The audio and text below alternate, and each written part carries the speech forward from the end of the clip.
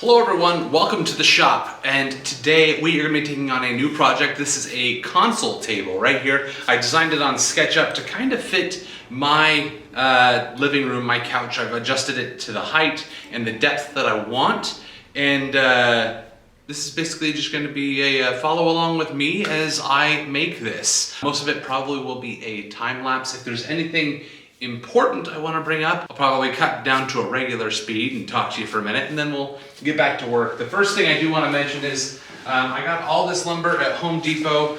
Lumber prices have finally come down, but unfortunately the quality of the guy who can help me out when I'm like, hey, this doesn't quite fit in my car, can we cut this down? And so I give him some of the measurements, and I don't like that look.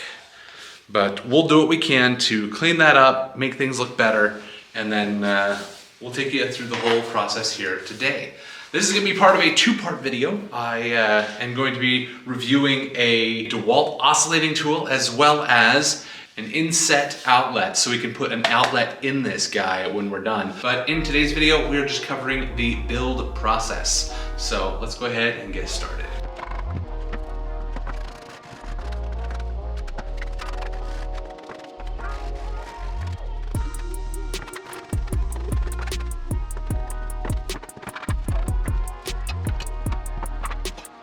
I got lucky on this one.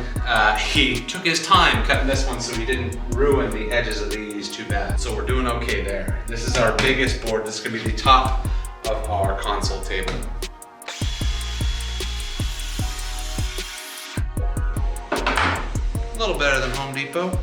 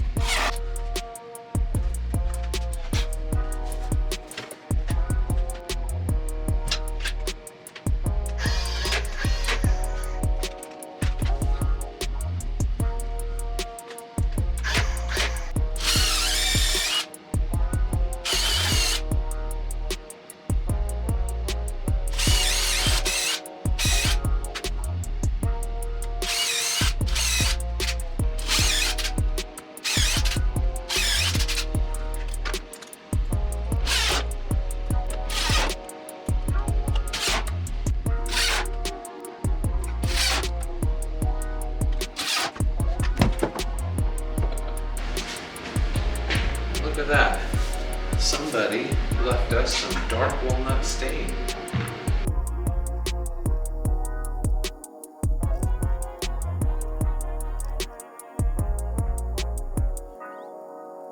Got this guy all done and stained. I initially was going to have, if you look at the drawing, actually I got it right here. I had some like legs coming off of these feet here, but looking at this now, that is definitely overkill for what this is gonna be. This is gonna be pinned against a wall behind a couch, and so the likeliness of it having to support any forces that way are very low. This is just to keep it tipping over, because we are going to be doing some notching out of the legs just in the very bottom here to make room for the baseboard in my house so that this can sit flush against the wall. So that's it. It's pretty much all done. And then I also left this gap here because we have a lamp, so it's gonna run up here, and then the base will be able to have room down at the bottom so that the lamp can run up here and then have the base down there. All right, you guys, so we are going to go ahead and install our power strip that's gonna be recessed and flush mounted.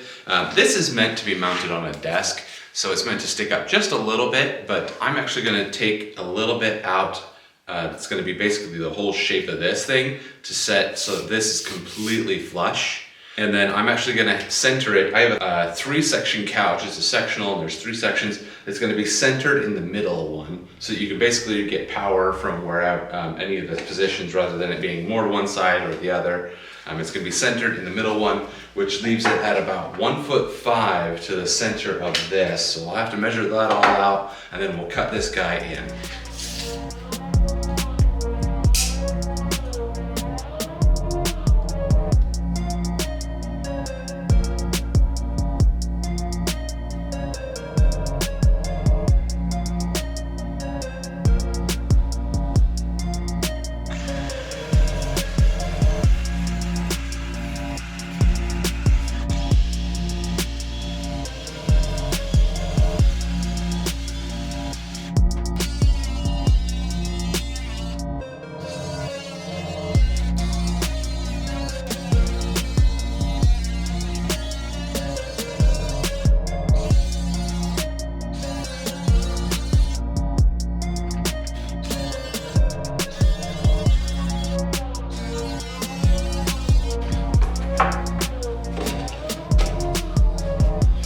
So if you're installing this in a desk of your own, you can just stop right here where you've made this hole. No one will see this hole, no one's crawling under your desk.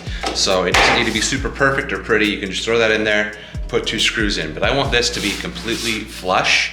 So I'm actually going to recess this just a little bit. I'm gonna draw an outline here and then come and chisel all that out using our new oscillating tool.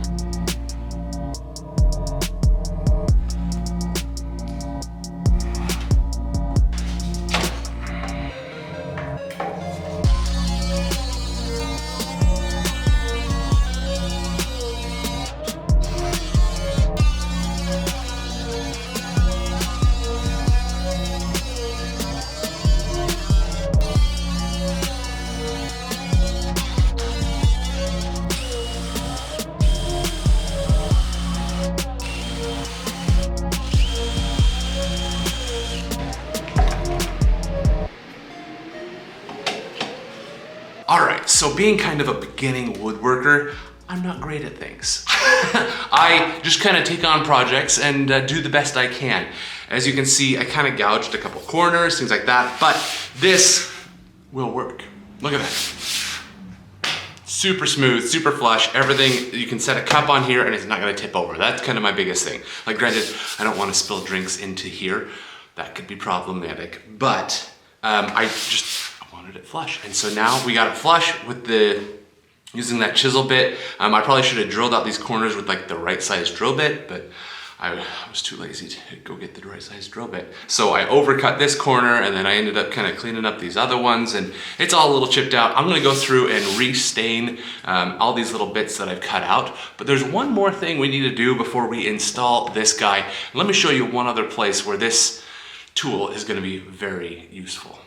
So my home has some pretty tall baseboards, and with the inclusion of this quarter round for this floor that went in on top of existing hardwood, it makes it pretty deep as well. So for yourself, you might be able to use like a scrap piece of wood and a fender washer to be able to trace a line along the edge. I'll give you an example right here. We'll just run this along this edge and you'll be able to replicate that edge right there. However, if that edge is too big, you'll have to move up to a bigger washer. But with a bigger washer comes with less detail. This is the biggest fender washer I could find, and well, it can cover our first quarter round. When we get all the way up to the top here, we're gonna fall off the edge just like that. So you'll have to enlist something like this. This is a, you may have seen these on Instagram or Amazon. You can get them fairly affordably. This is a molding tool to where you can put this up against your edge of molding and it will morph to that. All right, and now that we have created a template of our baseboard, we can just place it on here like this, trace it out, and then cut it out.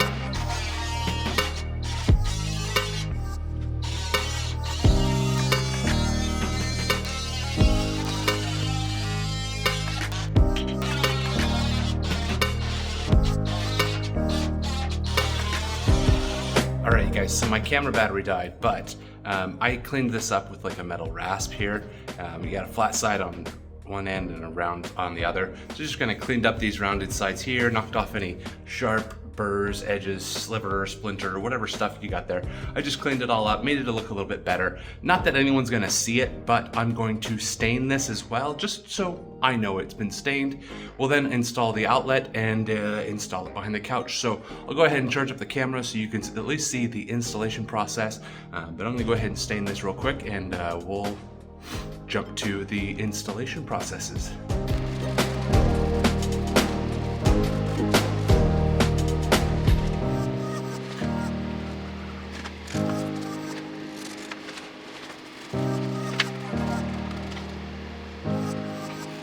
All right, these screws are so little, make sure you don't lose them in the process.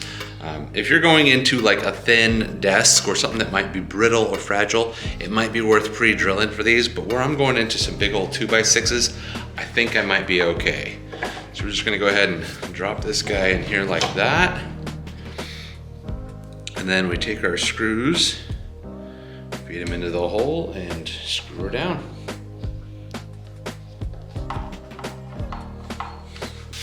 All right, and now we're flush and ready to install this in the living room.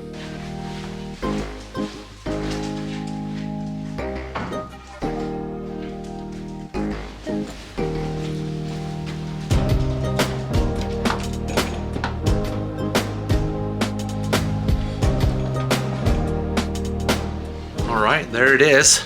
Let's take a closer look. So we have our flush mount power outlet. We'll go ahead and just plug it into our outlet right here. And then you can see we notched all this out. I notched out too much here, but it's better to have too much out than too little. So there we go. Baseboards fit great. And now we can slide our couch in and it will be level with the top of this guy here.